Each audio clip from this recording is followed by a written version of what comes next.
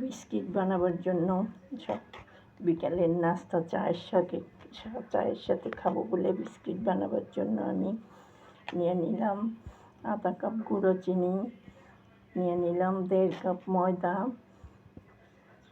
ছোটো কাপের, তারপরে দিয়ে দিলাম 10 টাকার 1 প্যাকেট গুঁড়ো দুধ।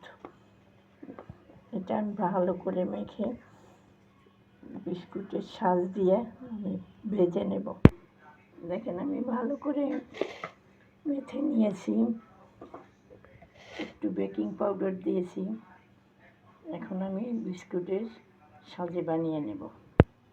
দেখেন বন্ধুরা, আমি কত সুন্দর হাত দিয়ে বানিয়ে নিয়েছি।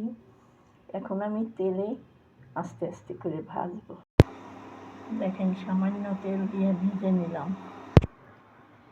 দেখেন আমার বিস্কিট বানানো হয়ে গেল।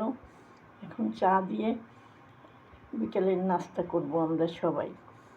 অনেক স্বাদ, খেতেও অসাধারণ লাগে এবং মচমচ করে, কোনো অসুবিধা নাই খেতে, খুবই সুন্দর, খুবই স্বাদ।